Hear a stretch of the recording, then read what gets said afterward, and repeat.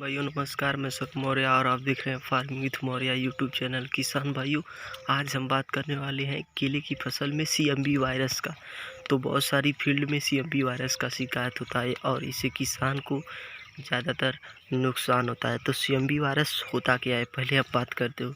CMB virus में क्या होती है कि सीएमबी वायरस में पौधे की जड़ पूरी तरह से काम नहीं करती है और पौधा अपने बॉडी स्टोरेज से पत्तियां निकालता है। इस प्रकार पौधे की पत्तियां लगातार एक क्रमबद्ध अनुसार में छोटे से छोटे ऊपर की तरफ होती जाती हैं, क्योंकि पौधे में जितना बॉडी स्टोरेज रहता है पौधा उसी से पत्ती निकालता है और उसकी रूट प्रॉपर तरीके से काम नहीं करती है।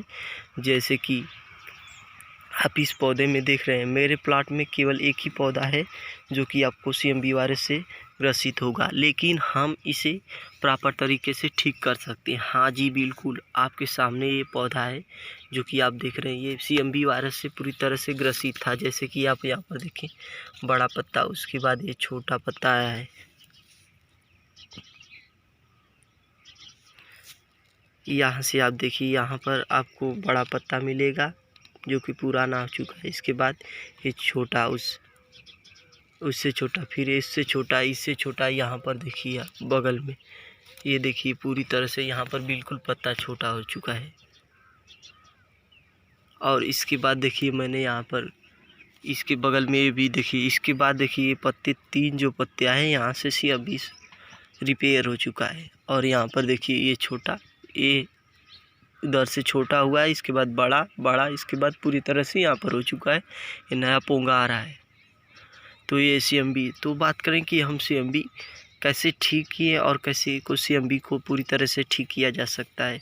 सीएमबी क्या होता है कि दो तरह से आता है प्लाट में, इसे लोग सीएमबी वायरस बोलते हैं, लेकिन ये सीएमबी वायरस को हम पूरी तरीके से प्रॉपर ठीक कर देते हैं। बहुत सारे ऐसे किसान हैं जो कि सीएमबी वायरस आ जाने के बाद पौधे अपने उखाड़ देते हैं और काफ़ी केले का पौधा जो है कि काफ़ी महंगा पड़ता है, इसलिए किसान को हमेशा नुकसान ही हो जाता है। तो अब तक हम सीएमबी वायरस में पौधे उखाड़ते हैं, लेकिन अब सीएमबी वायरस में पौधे नहीं उखाड़ेंगे, क्योंकि हम पूरी तरीके से यहाँ पर सीएमबी रिपेयर कर चुके हैं और जो कि हमारा पौधा पूरी तरीके से पहले जैसे चलना चाहिए, छोटे पत्ते के बाद बड़ा पत्ता, ठीक उसी तरह पौधा हमारा चल पड़ा है। तो अब बात करें कि सीएमबी आता है कैसे है, सीएमबी का आखिरकार पौधे में आ जाना कैसे संभव होता है। तो अगर हम बात करते हैं कि अगर हम फ्लड सिंचाई, अगर खुला सिंचाई करते हैं, नाली और पाली व्यवस्था पर सिंचाई नहीं करते हैं, तो क्या होता है, या फिर आप जैसे भी सिंचाई करें, अगर ज़्यादा आपके पौधे के पास कीचड़ होगी तो आपकी रूट पूरी तरह से, कीचड़ में हवा न जाने की वजह से प्लांट को चाहिए कि 16 महत्वपूर्ण तत्व, हवा, पानी, ये सब जितने भी न्यूट्रिशन आ जाते हैं, नाइट्रोजन, फास्फोरस, कैल्शियम, तो पानी ज़्यादातर जड़ के पास लगा रहने से पौधे की जड़ पूरी तरीके से प्रॉपर काम नहीं करती है, जिसकी वजह से जब जड़ ही नहीं काम करेगी तो जितने भी भूमि में उपस्थित पोषक तत्व हैं पौधा उसे अवशोषित नहीं करता है। इस प्रकार हमारा पौधा जो है कि अपने बॉडी स्टोरेज, अर्थात बॉडी स्टोरेज से करने का मतलब है कि जैसे कि हम आपको समझने के लिए बोले तो जब भी हम बीमार हो जाते हैं तो हमें खाना उतना अच्छा नहीं लगता है, तो हम जितने भी भोजन सामग्री अथवा उससे कम ग्रहण करते हैं, तो जो भी शरीर में हमारे पहले से मौजूद तत्व होते हैं उससे हमें बीमारी के वक्त सहायता मिलती है। ठीक उसी प्रकार पौधे अपने उसी प्रकार स्टोरेज हुए तत्व से, स्टोर हुए तत्व से अपना कार्य चलाते हैं। ठीक उसी प्रकार पौधा ही अपने बॉडी स्टोरेज से पत्तियां निकालता है। इस प्रकार उससे जड़ प्रॉपर नहीं काम करने की वजह से वो एक के बाद पत्तियां पूरी तरह से छोटी छोटी होने लगती हैं। तो अब बात करें कि दूसरा कारण ये होता है कि अगर आपकी भूमि में दीमक अथवा कुछ वैसे भी पदार्थ, वैसे भी कीट मौजूद होते हैं जो कि जड़ को नुकसान पहुँचाए होते हैं, तो वहाँ पर भी उससे भी सीएमबी का असर हो सकता है, क्योंकि जब जड़ ही नहीं पूरी तरह से रहेगी, कार्य करेगी, तो कैसे होगा। तो वहाँ पर जड़ के कारण एक ही हो सकते हैं कि दीमक अथवा और भी कुछ ऐसे कीट होते हैं जो कि जड़ को काट दिए होते हैं, या फिर खुदरा या फिर वहाँ पर फफूंद वफूंद लग गए होते हैं। ऐसे में भी CMV का असर देखने को मिलता है।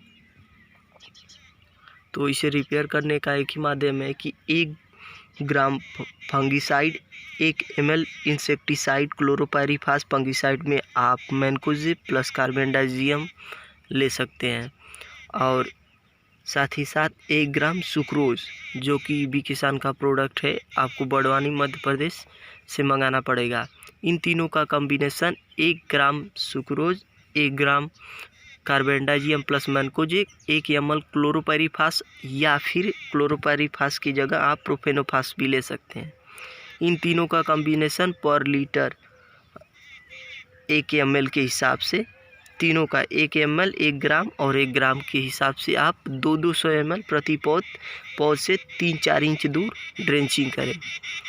आपको ये प्रक्रिया 2 बार करने में आपको पौधे में पत्तियां बड़ी खिलती हुई नज़र आएंगी और पौधा आपका 2 से 3 बार में रिपेयर हो जाएगा। और जब भी इसका हम ड्रेंचिंग करें, हमें ये सावधानी ज़रूर रखनी है कि ज़्यादा से ज़्यादा कीचड़ ना हो, क्योंकि कीचड़ रहेगा तो ये न्यूट्रिशन पौधा जल्दी से अपटेक नहीं करेगा।